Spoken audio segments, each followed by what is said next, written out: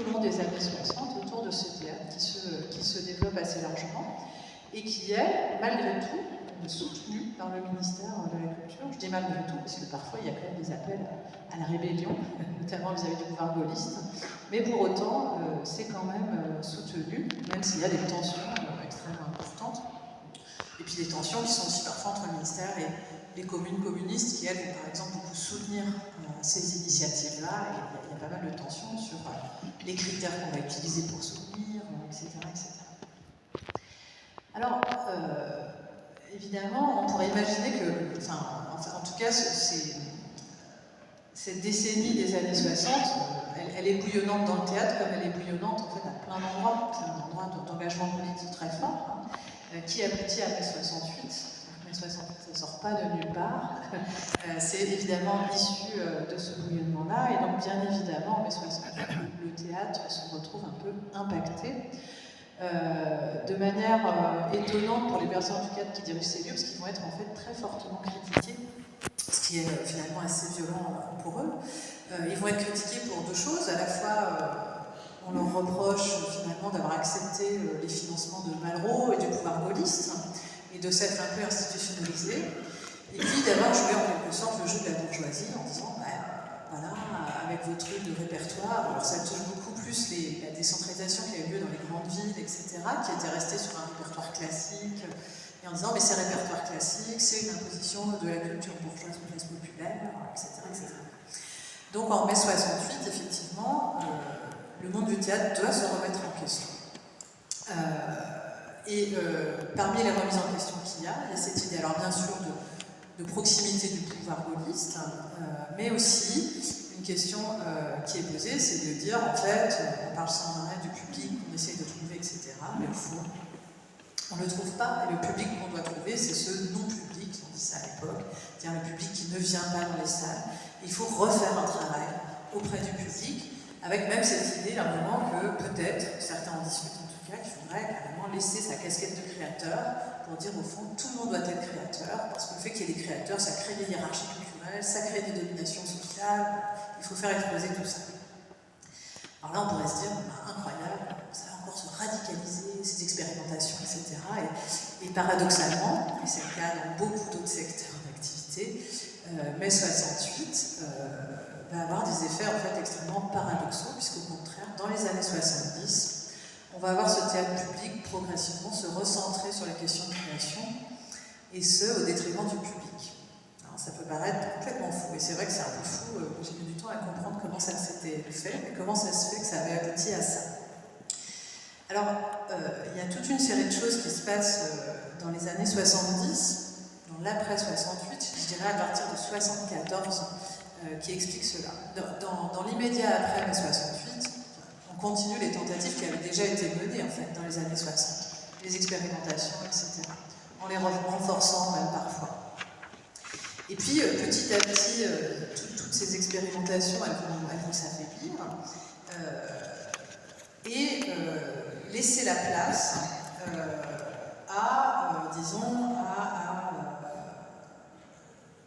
à des metteurs en scène qui vont de plus en plus affirmer la nécessité de la création et qui ne vont pas dénigrer la question du public, mais qui vont progressivement la rendre secondaire dans leur discours. Alors qu'est-ce qui se passe à ce moment-là ? Il y a toute une série il y a une conjonction de facteurs qui va aboutir à ça. Alors la première, c'est que quand Giscard arrive au pouvoir, en 1974, il y a évidemment une méfiance, on est quand même dans un théâtre public qui est vraiment à gauche, de manière quasi totale. Donc il y a une méfiance vis-à-vis de Giscard qui est à droite, mais Giscard va réussir à peaufiner son image de libéral en proposant aussi une culture, en tout cas un rapport assez libéral à la culture, et notamment en mettant en avant la question de la notion de la liberté de création, qui était une manière aussi, qui est une manière à la fois de se distinguer du pouvoir gaulliste ou pompidolien à l'époque, et de revernir un peu son image, et puis qui est une manière aussi de couper l'herbe sous le pied au Parti communiste et au Parti socialiste qui commence à monter en puissance.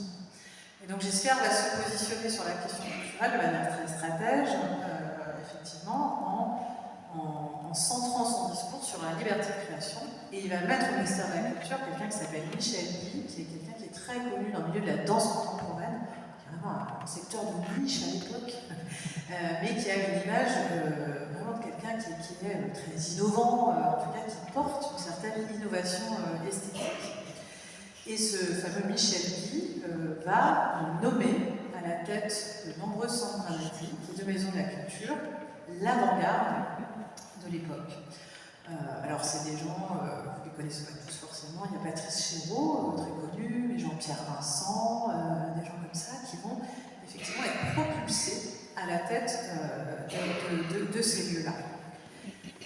C'est une avant-garde parce que ce sont des gens qui, dès les années 60, en fait, ont proposé des spectacles très nouveaux esthétiquement. C'est des gens qui ont des formations supérieures, sur des gens qui ont fait l'école normale supérieure, qui ont fait des études très poussées au niveau universitaire, etc. Et qui, du coup, c'est aussi lié à leur formation, ont beaucoup s'intéresser à la question de la forme, de l'esthétique, etc. Plus que leurs prédécesseurs, qui étaient plus sur le texte, qui n'avaient pas fait les mêmes types d'études. Donc, on a ces metteurs en scène-là, qui sont une avant-garde esthétique, mais qui pour autant sont des gens qui ont des discours politiques très forts. C'est tous des Mao, donc c'est encore plus fort que les cocos. C'est vraiment, là, on a vraiment une radicalité extrêmement forte. Et donc, Giscard, malgré cette radicalité politique, les nomme effectivement à la tête de ces institutions. Alors, qu'est-ce qui se passe? On pourrait se dire, ces gens-là, normalement, arrivés dans le théâtre, qui ont dû faire exploser les théâtres par autant de radicalité. Ce n'est pas du tout ce qui s'est passé. Alors, pourquoi? Parce qu'on va avoir aussi un mode d'engagement qui, dans le théâtre, à ce moment-là, va changer. Je vous disais, jusque-là, la question de l'engagement auprès des publics, ça passait beaucoup, principalement par la recherche du public, aller vers les publics, aller jouer sur les lieux, traiter des thèmes sociaux qui intéressent les publics qu'on cible, etc. Alors ça va se transformer au début des années 70, avec, on entend de plus en plus l'argument selon lequel, ça va peut-être vous raconter quelque chose, tout est politique. Tout est politique, et derrière tout ça, dans le théâtre, ça va prendre la forme suivante, ça va être l'idée de dire, au fond, une avant-garde formelle, une avant-garde esthétique, la recherche esthétique, par exemple, en soi, ça peut être une subversion politique. Alors, je ne sais pas si c'est super clair, mais l'idée, c'est de dire, au fond, c'est parce que je vais révolutionner mon plateau de théâtre que mon théâtre sera révolutionnaire. Donc c'est une manière de dire que la question de si on travaille sur la forme, sur l'esthétique, ça peut être en soi subversif. Alors c'est quelque chose qui est rendu possible aussi parce qu'au même moment, dans la sphère intellectuelle, beaucoup à l'université, mais aussi dans le monde littéraire, etc., les idées marxistes, qui étaient jusqu'ici prépondérantes, elles sont progressivement supplantées par un mouvement qu'on appelle le structuralisme, qui s'intéresse beaucoup à la forme. C'est comme Roland Barthes, etc., des gens comme ça. On va y revenir après, si vous voulez, je vous raconte beaucoup de détails. Mais du coup, ce changement-là dans le monde du théâtre, cette idée que tout est politique et qu'au fond, si je fais un spectacle original, en soi c'est politique parce que ça subvertit les normes, eh bien, c'est quelque chose qui s'inspire de cela. Et donc, ces metteurs en scène, Mao pendant mai 68, qui prennent la direction de ces théâtres, ils vont appliquer ça, c'est-à-dire cette idée qu'au fond, et c'est vraiment le discours qui est porté à l'époque, il ne faut plus faire de l'animation, puisque ce qui est politique, c'est la création. Et c'est un discours qui est vraiment porté tel quel à l'époque. Ça peut paraître tellement naïf aujourd'hui, mais les gens y croient. Alors ça a des effets importants. Dans la plupart de ces lieux qui sont dirigés par l'avant-garde, les animateurs sont licenciés. Et c'est pas anecdotique, c'est dans la quasi-totalité des lieux, la majorité des animateurs sont licenciés, à la fois parce que c'est la création. Le discours est le suivant, c'est de dire faire de l'animation, de l'aviation, c'est prendre les gens pour des cons, alors qu'ils sont tout à fait à même de comprendre nos créations, et que nos créations, si elles sont bonnes, elles pourront subvertir le monde et créer la révolution. C'est aussi plus pragmatique, de manière plus pragmatique, licencier les animateurs, c'est se donner de l'argent pour des créations qui sont de plus en plus chères. Parce que ce que j'ai pas dit aussi, c'est qu'à partir du moment où on travaille la question des esthétiques, on a des décors qui coûtent plus cher, besoin parfois de plus d'acteurs, un travail de répétition aussi qui est plus long, parce que les spectacles sont plus complexes, plus de techniciens, etc. Et c'est d'autant plus vrai que en plus de salles pour accueillir ces structures. Et donc, à partir du moment où on a une salle, on peut faire des spectacles plus compliqués aussi que quand on va jouer dans l'usine ou sur la place du village, évidemment. Donc, on a tout ça qui se met en place. Alors ça, c'est dans les centres dramatiques qui sont dirigés par des artistes.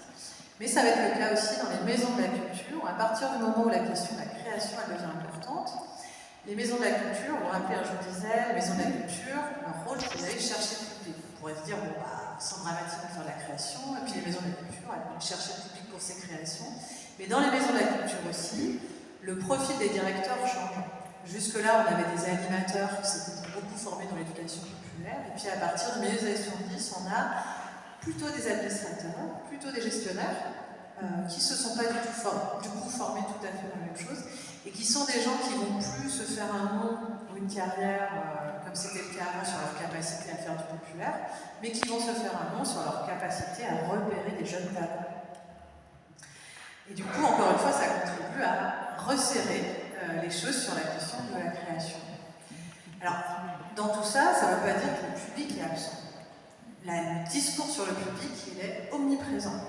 Dans les années 70, on reste dans un contexte très politisé. Donc il y a toujours un discours sur la nécessité de voir le public, etc. Mais les manières de se justifier changent.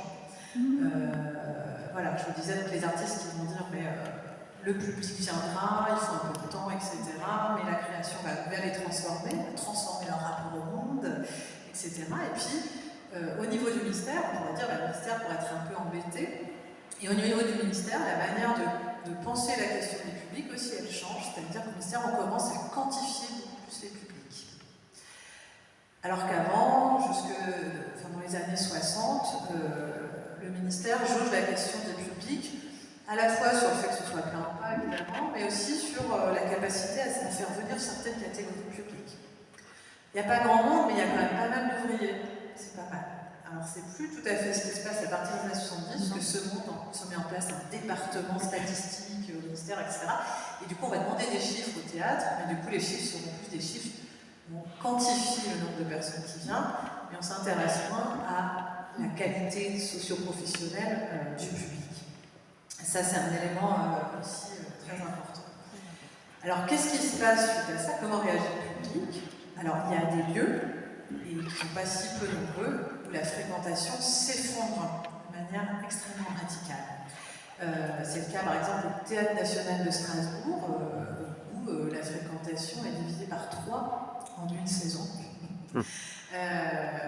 Mais petit à petit, la fréquentation va revenir à un niveau à peu près moyen. Alors, elle revient, pourquoi? Ça s'explique principalement par la transformation de la population française à cette même période, c'est-à-dire que les années 60 coïncident en fait avec la démocratisation de l'enseignement supérieur. Donc on produit en quelque sorte des cadres, futurs cadres, des professions intermédiaires avec un capital culturel élevé qui va devenir le public type en fait de ces lieux-là. Donc les salles vont finalement se re-remplir, mais avec un public extrêmement homogène. Alors je voulais vous lire quand même, parce que cette transformation, elle se fait en quelque sorte, pas sans peur, mais en tout cas finalement dans une certaine concertation progressive entre le ministère de la Culture et puis la direction de ces lieux-là, qui finalement finissent par remplir le critère vis-à-vis du public étant essentiellement de remplissage, ben ça va. Mais pour autant, évidemment, les associations d'éducation populaire sont mécontentes, mais elles sont déjà totalement disqualifiées, très clairement. Mais on a aussi, du côté, notamment je pense de la CGT, du côté des défenseurs du théâtre populaire, des gens qui vont, à la fin des années 70, début 80, hausser le ton et dire que c'est pas possible. Il y a des débats dans la profession du rôle social du théâtre, le fait qu'il faut revenir justement à ce rôle social, à ce côté populaire, etc. Et je voulais vous lire la citation que j'ai trouvée dans les archives du théâtre de Gennevilliers. Ce sont des archives qui datent de 79 et où ils ont retranscrit des débats. Et dans lequel on a Jean, qui est un électricien de 42 ans, qui vit à Gennevilliers et qui est membre du Parti communiste. Et il reproche au parti et au théâtre, le directeur du théâtre est un membre éminent du Parti communiste, il reproche au théâtre de ne pas tenir compte des capacités de la classe ouvrière. Je cite. Et je continue de citer, je crois que vous satisfaites vos propres besoins intellectuels sans tenir compte des besoins de la classe ouvrière. Je pense qu'il faudrait qu'il y ait adaptation entre votre monde à vous et le monde ouvrier. Je ne dis pas qu'il faut monter Molière aux racines, mais au moins faire en sorte que la classe ouvrière puisse y venir au théâtre. Pour nous, classe ouvrière, il n'y a rien, on est rejeté. Les travailleurs qui produisent à Gennevilliers sont rejetés par le monde intellectuel. Et puis il poursuit. Si tu prends au théâtre ce soir, alors au théâtre ce soir, pour les plus jeunes, c'était une émission de théâtre, enfin c'était la diffusion de théâtre de boulevard par la télévision. Donc si tu prends au théâtre ce soir, alors là, c'est moins que des intellectuels, c'est du rien du tout. De ce côté-là, on se fout de la gueule des travailleurs. Ils sont juste bons pour des trucs cons qui tiennent pas debout. Il n'y a aucune réflexion. Là, c'est de la merde. Mais entre les deux, il n'y a rien. D'un côté, on prend les ouvriers pour des cons, de l'autre, c'est le contraire. C'est le truc où il faut trop réfléchir. Le mec, il s'endort, il est fatigué, il ne peut pas. Vous êtes malhonnête d'un côté comme de l'autre. Alors, je vous dis ça parce que je trouve que c'est très, très révélateur de la violence sociale aussi qui se produit pour ces ouvriers. Je vous parlais tout à l'heure du fait que c'était souvent des ouvriers un peu éclairés, très syndiqués, très politisés qui allaient au théâtre parce qu'ils bénéficiaient de ces relais-là. Mais c'était aussi des espaces d'ascension, de reconnaissance, etc., qui étaient extrêmement forts et vécus comme des espaces aussi d'éducation militante et qui étaient importants, qui permettaient de faire un pas de côté par rapport à sa vie quotidienne d'ouvrier. Et des témoignages comme ça, il y en a plein en fait, qui montrent en tout cas comment une fraction de la classe ouvrière s'est sentie trahie à un moment par ce monde culturel, par ce monde théâtral, cette fraction du monde théâtral, parce qu'encore une fois, certains ont continué à faire des petites choses ailleurs, j'y reviendrai tout à l'heure, aussi par les partis de gauche, dont ils considèrent qu'ils ont aussi trahi en quelque sorte la cause ouvrière.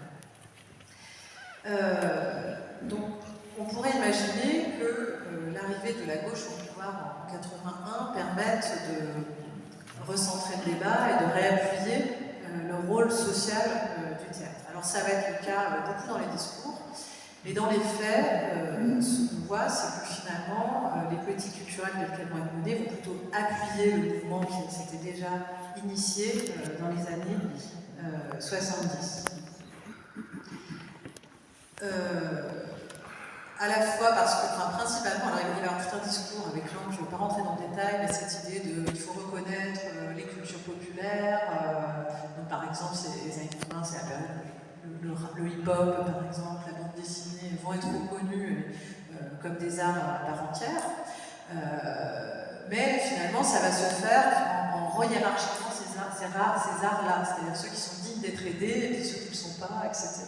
Donc on retrouve par exemple dans la BD, typiquement, des BD qui restent populaires et puis des BD qu'on n'appelle plus bande dessinée, qu'on va appeler roman graphique. Donc finalement, ça contribue plutôt que de reconnaître et de repenser les hiérarchies culturelles entre des cultures populaires et des cultures plus élitistes, et bien, au contraire, ça vient élitiser certains pans des cultures populaires. Et puis en parallèle, il y a un soutien à la création et un discours autour des créateurs qui renforce encore la place du créateur, Alors pour autant, il y a tout un travail qui va être fait pour remettre les animateurs dans les lieux. On rappelle qu'ils ont tous été licenciés dans les années 70, donc c'est vrai que ça ne partait de plus grand-chose. Donc, dans les années 80, effectivement, il va y avoir la mise en place d'une professionnalisation du secteur, et notamment la formation de médiateurs. On ne les appelle plus animateurs, c'est un terme devenu un peu ringard, on parle plutôt de médiateurs. Et donc l'idée, ça va être de former effectivement des médiateurs professionnels pour travailler cette question de la relation entre l'œuvre, le grand créateur, qui est quand même au-dessus de tout, et puis le public qu'il faut quand même continuer à chercher. Alors en fait, ça part d'une très bonne, l'enfer n'est pas une bonne intention, ça part d'une très bonne idée évidemment, de relancer cette chose-là, mais ça va se faire au détriment des animateurs militants qui étaient ceux que je vous ai décrits. Alors il y a ceux qui étaient passés par les CE, les comités d'entreprise, mais la majorité des animateurs, en fait, c'était des militants de la culture, du pop, etc., et qui s'étaient formés comme ça. mais qui du coup, très souvent, parce qu'ils avaient, c'est lié aussi à ce parcours-là, venaient souvent de milieux très populaires. Et ce qui n'est pas tout à fait rien en fait, parce que si on veut toucher les classes populaires, c'est pas si mal de les connaître, de connaître aussi les goûts, les pratiques, etc. Ce qui se passe avec les formations professionnelles qui se mettent en place dans les années 80, c'est qu'on a affaire à ce qu'on appelle en sociologie une élitisation du recrutement. C'est-à-dire qu'on va recruter des gens qui passent par l'université, et on sait que l'université, donc un bac+3, moi j'en sais presque du bac+5, etc. Et on sait que plus le niveau de diplôme est élevé, plus le milieu social est favorisé. Donc on va effectivement contribuer à élitiser en quelque sorte le profil de ces médiateurs. Et puis surtout, ces médiateurs, de manière systématique, dans les lieux, ont des postes qui sont situés au bas de la hiérarchie théâtrale, c'est malheureusement encore beaucoup le cas.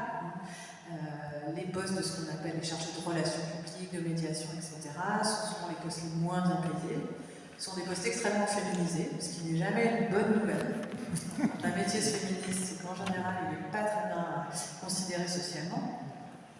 Et donc, on a affaire effectivement à une séparation avérée, très nette, non seulement de la création et de la recherche du public, mais en plus une hiérarchie très forte entre ces postes, qui sont en plus très éloignés de la création, qui est au sommet des différentes structures.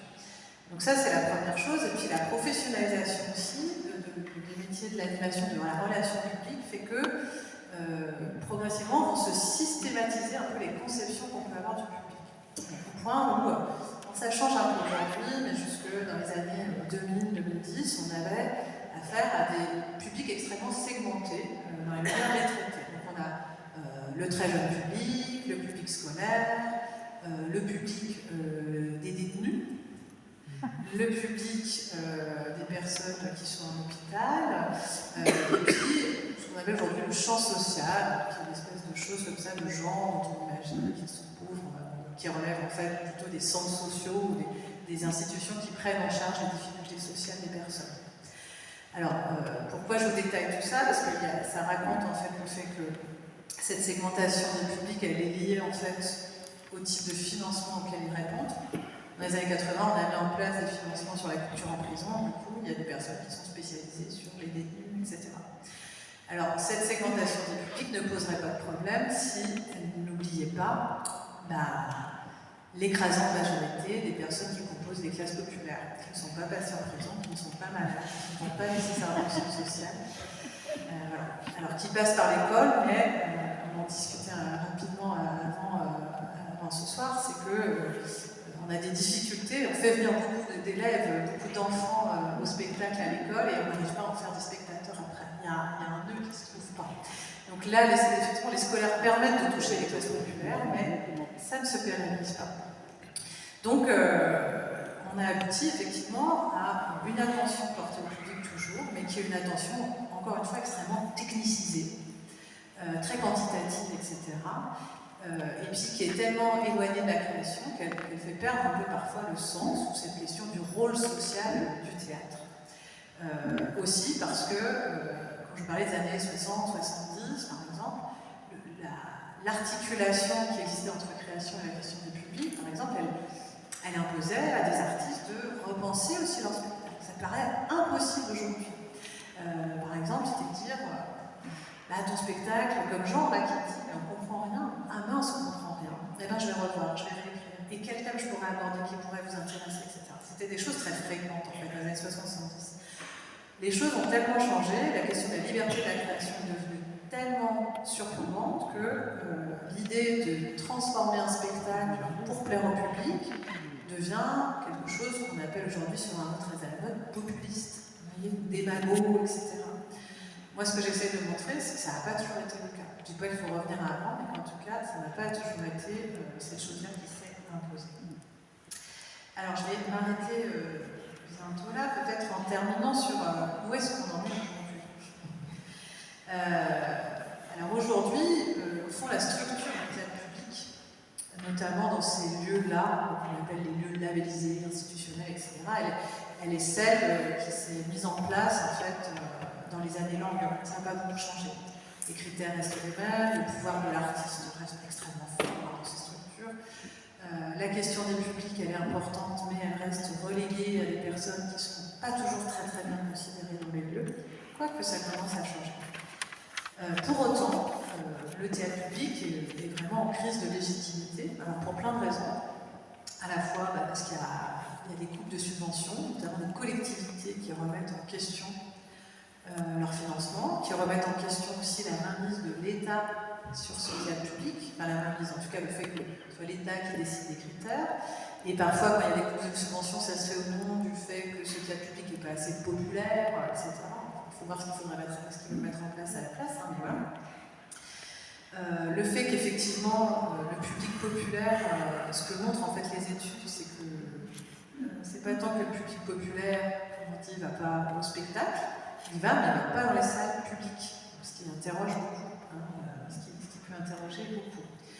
Il y a aussi globalement, sur les acteurs culturels, c'est de l'affaiblissement du rôle symbolique de la culture dans les discours politiques, puisque même la gauche, qui historiquement avait porté la culture, quand on regarde des programmes où la question culturelle est extrêmement infime dans les programmes, et y compris des partis comme le Parti communiste ou le Parti socialiste, finalement portent assez peu ça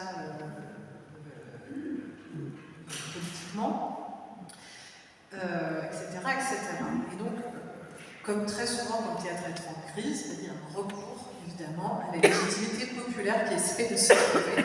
Et c'est ce à quoi on assiste depuis quelques années maintenant, alors avec à la fois des tentatives de la part des théâtres, subventionnés, etc., de redorer un discours sur le populaire, etc. Donc il y a plein de conférences populaires. Un retour, j'avais fait tout un travail sur l'analyse des éditos du Festival d'Avignon, et c'est beaucoup de voir comment depuis quelques années on reparle du populaire, alors ça a totalement disparu. Donc, il y a un discours autour de ça.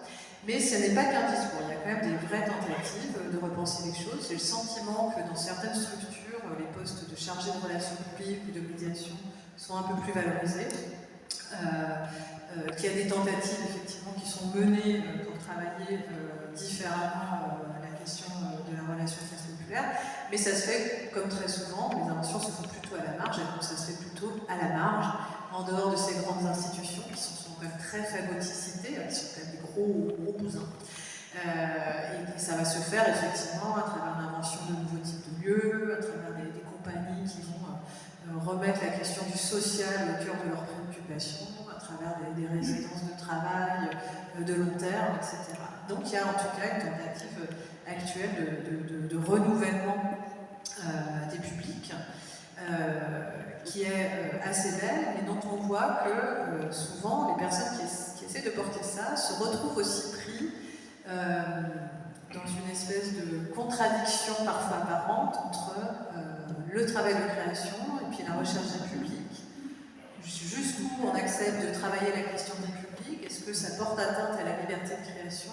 Et moi, il me semble que c'est des choses qui ne sont pas tout à fait réglées dans le théâtre et qui devraient pouvoir être travaillées pour essayer de dépasser justement ces difficultés. Et puis l'autre chose que je voulais dire, c'est, peut-être pour terminer, c'est pointer quand même le fait que si le théâtre a oublié les classes populaires, ou invisibilisé la question des classes populaires, il n'est pas le seul à l'avoir fait, en fait, il l'a fait en écho, parce que le théâtre n'est pas un monde hors sol, hors du monde, même les artistes les plus incroyables vivent dans notre société.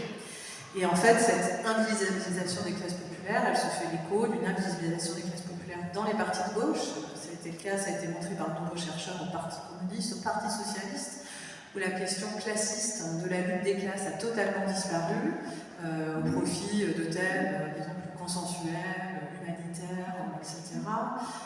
Et que ça fait écho aussi à l'invisibilisation des classes populaires dans le monde social en général, et donc le théâtre est simplement un miroir du monde dans ce sens-là. Voilà.